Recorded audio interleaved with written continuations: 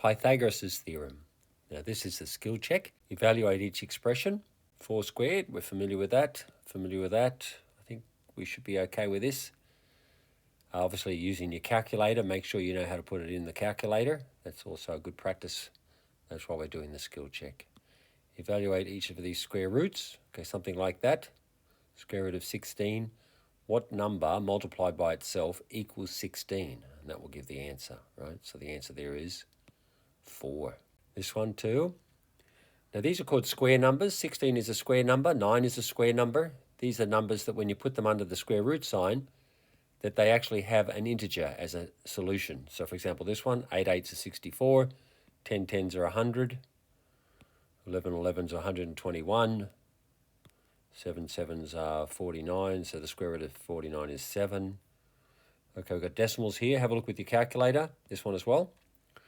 Find the perimeter of each shape. We've just come out of that chapter, so we're good with that. Perimeter means if you were to walk around the edges and you add all those up, make sure they're all in the same units. It's all centimetres, so that's good. We'll be good with that. This one's okay too, right? Find the area. You know how to do that. You can always make sure the units are the same. And we can do that. Looks a bit odd, but it's basically just showing you that line, that dotted line meets this base at a right angle. Write each number correct to 1 decimal place. Okay, this is practice with rounding. And evaluate each expression correct to 1 decimal place, like something like that. Really using your calculator, making sure you use brackets, and let's hope we all get the same answers. Square roots and surds. The square root of a number is the positive value which, if squared, will give that number. For example, square root of 25 is 5 because 5 squared is 25, the square root of 25.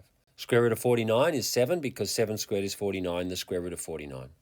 Most square roots do not give exact answers like the ones above.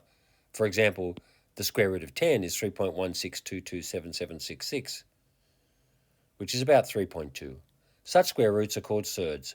A surd is a square root, cube root, or any other type of root whose exact decimal or fraction value cannot be found. As a decimal, its digits run endlessly without repeating, so they are neither terminating nor recurring decimals. A surd cannot be written in fraction form, so it is also called an irrational number. Okay, so they're calling surds irrational numbers. Now what's this? This is a rational number. Any number that can be represented by a fraction with a over b, where a and b are integers, is a rational number. For example, 4. 4 can be written as 4 over 1, so that's a rational number. Example 1, evaluate each expression correct to 2 decimal places. Okay, this is like was in the skills check. So the solution to this one is that on the calculator, they're using brackets. So make sure you use brackets. Make sure you're familiar with how to use your calculator to find these solutions. Remember, when you're not sure about the order of operations, then brackets come in really handy. So it's better to overuse brackets than underuse brackets. Example 2, select the surds from this list of square roots. Solution. That's a surd because it's not an integer. The result answer is not one number. It's not an exact number. This one, that's not a surd, right? Because it has an exact number as a solution, not a surd there. So the surds are this one, and that one. They're surds. These are not surds because they can be rewritten as an integer. Okay, so this exercise, looking at square roots and surds, very similar to the 2 examples and also to the skills check.